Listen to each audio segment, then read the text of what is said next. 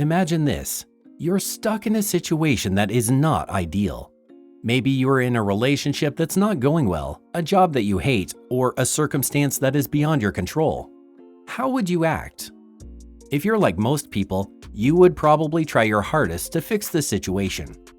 And when you can't fix it, you will try to change it. But what if neither of those options is possible? Many people would give up at this point. They would resign themselves to their fate and accept that this is how things are meant to be. If you can relate to this, then you're not alone. Most people would rather stay in a bad situation than walk away from it. Is there a better way? After watching this video, you'll learn how to become a high-value person and exactly what to do when you find yourself in a situation that you can't fix or change. So give this video your full attention if you really want to improve your life. If you're new here, subscribe for more social psychology videos and leave a comment below saying, "I subscribed." I will try my best to reply to as many comments as possible. Let's start. What does it mean to become a high-value person? Before showing you how a high-value person would act in the situation we described earlier, let's first define what it means to be a high-value person. When we say high value, we don't mean a human being's intrinsic worth. We're not talking about how much money you make, how attractive you are, or how successful you are. We're talking about a person's mindset, traits, and qualities that they bring to the table. A high-value person is somebody who knows their worth and acts accordingly. They know what they want and they go after it without hesitation. With that said, here's how you would act if you were a high-value person. Step 1. Assess the situation. The first thing you need to do is realize what kind of situation you are in exactly, and what kind of action does it warrant from you, if any. Let's say you're in a job that doesn't fulfill you anymore, and you've come to hate your position. Maybe you're not in a relationship or a career path that serves you anymore. You gave it all you had, but you're not getting the same in return, no matter how much you try. It's taking a toll on your mental health. Your loved ones worry about you. You aren't happy anymore.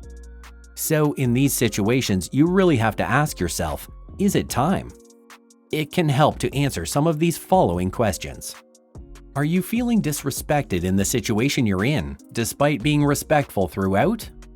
Are you constantly unhappy about being in this situation and see no way out? Is leaving the only option? If your answers lean more towards yes, then that's a clear indication that it's time to step away.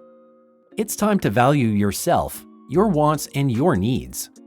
However, if your answers lean more towards no, that means you're in a completely different situation entirely, and there's no need to take such drastic measures.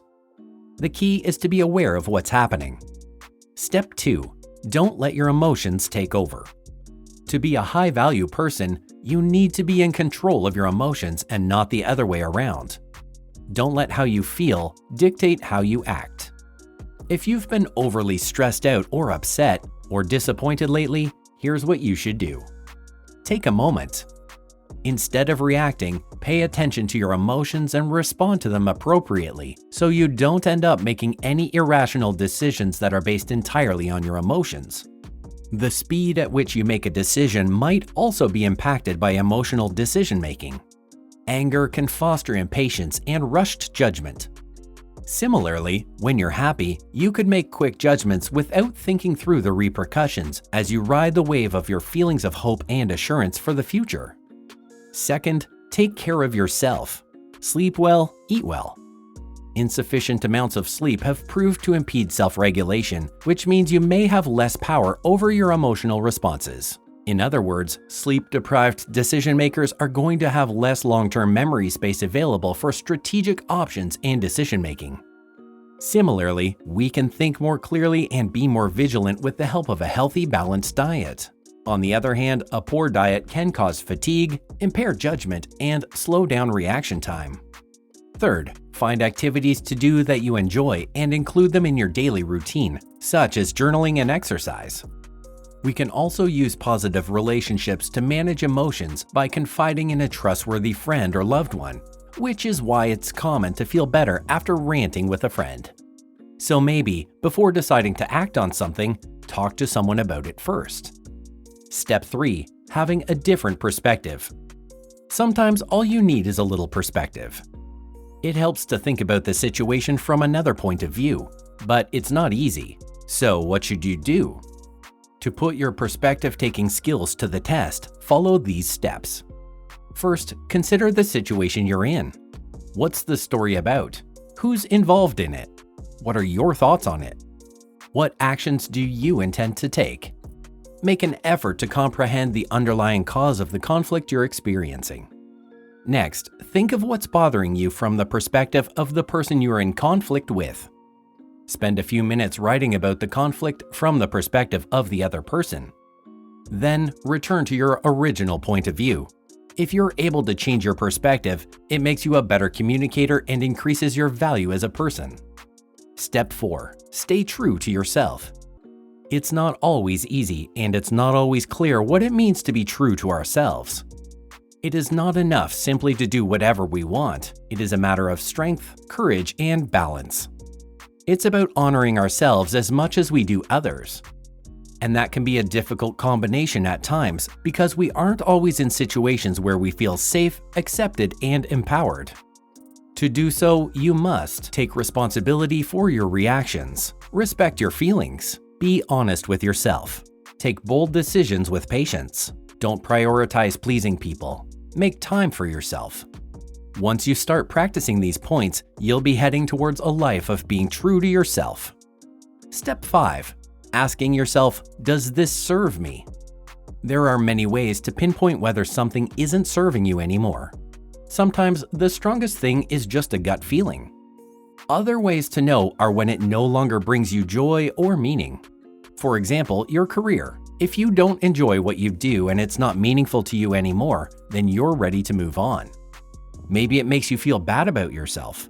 For example, maybe your job requires you to be the kind of person you don't want to be. That's a red flag too.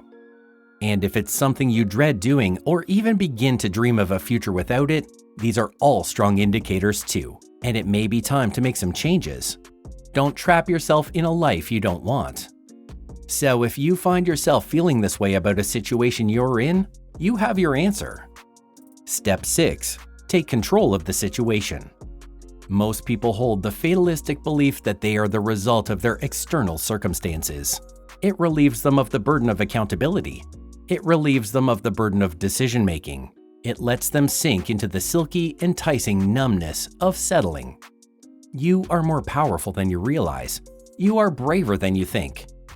Never sell yourself short by submitting your fate and identity to outside forces. Never underestimate your ability to choose. Step 7. Make rational decisions. After keeping everything in mind, it's time to choose how you act. The decision is entirely up to you to make. It's important that the decision should come within you. Don't feel pressured by any external source to make a decision. Whether you choose to switch careers, end a relationship, or walk out of a toxic situation, you should be the one to decide. Don't let others dictate your life. But at the same time, you must be very sure of what you want. Step 8. Forgive and forget. Once you've made your decision, it's important to forgive and forget. That's the only way to leave it all behind and move forward. Holding these negative, irrelevant feelings will serve you no longer. Not only do you forgive those involved in the other side of your situation, but you must remember to also forgive yourself. We tend to put a lot of the blame on ourselves for being in these kinds of situations in the first place. You might think to yourself, why did I stay so long? Or why did I agree to it in the first place? You're human, and you couldn't have anticipated that things would turn out like this. So forgive and forget. Step 9. Walk away without regrets. Now the time has come to finally walk away. The most important thing now is to put it all behind you and leave with no regrets. Whether it's a job you decided to leave or a relationship you decided to get out of, you had power and you maintained control. You did what was best for you, and you're now a better person for it. It was worth it. Now you need to watch the recommended video that you see on the screen right now. It will show you 14 signs that you have an attractive personality.